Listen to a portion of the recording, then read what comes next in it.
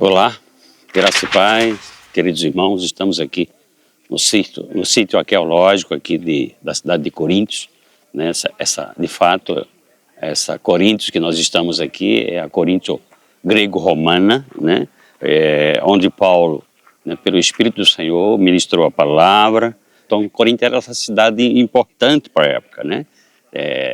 Segundo aqui, inclusive, né, a pessoa que nos municiou, existia 2 portos, né, que regavam o comércio, né, da cidade, e também muita gente de culturas diferentes e influentes, né, vinham para esta cidade, né, no 6º ao 8º século depois de Cristo, né? Então, era uma cidade muito idólatra, era uma cidade altamente prostituída, era uma cidade altamente, né, cheia de lascívia e muitas coisas. E exatamente o apóstolo Paulo, aproveitando esse gancho, ele chega aqui, né, e esse texto que eu vou ler aqui em 1 de Coríntios, né, é sobre o propósito da unidade, né, é um dos principais temas da carta de Paulo, né, está lá em Coríntios 1, é a unidade da igreja. Então Paulo, quando se inseria dentro da cultura, ele não vinha com o propósito de, né, promover nenhum tipo de confronto ou de, né, levar as pessoas a um nível de resistência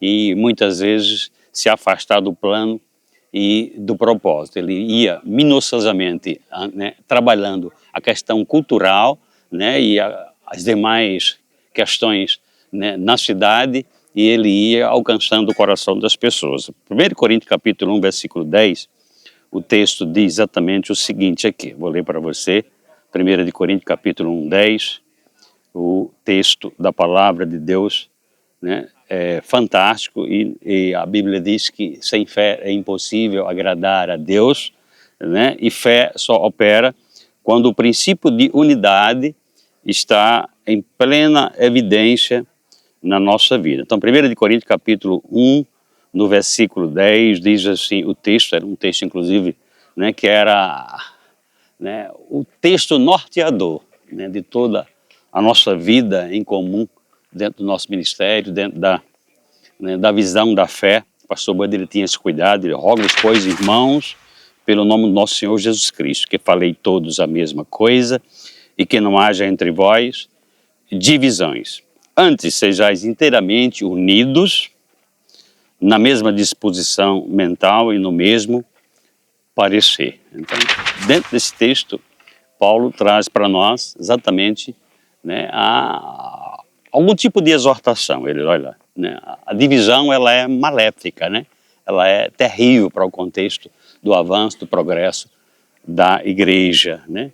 Paulo até em 1 Coríntios capítulo, né, 12, ele fala da unidade orgânica, comparando a unidade da igreja com a multidiversidade de forma operacional de cada órgão do nosso corpo, né? Essa inter-relação, essa interdependência, né, que um órgão A do nosso corpo tem para com o órgão B, né? Milhões e milhões e milhões de células, elas se auto-interagem, né, para que o corpo possa funcionar bem, né? E quando Paulo estava trazendo essa figura, né, essa metáfora do corpo, né, em relação à unidade da igreja, ele estava também dizendo que cada parte do corpo ela tem importância.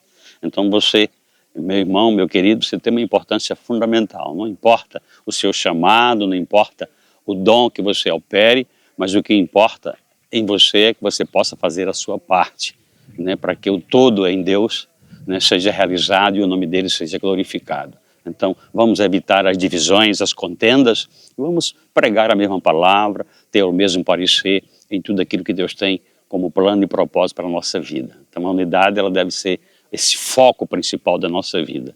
A Bíblia diz quão bom e quão maravilhoso é que os irmãos andem em união. E diz que quando essa unidade está, Deus derrama a sua bênção de uma forma tremenda e poderosa. Então, é exatamente por aí que a gente vai caminhar na nossa vida e na nossa caminhada cristã.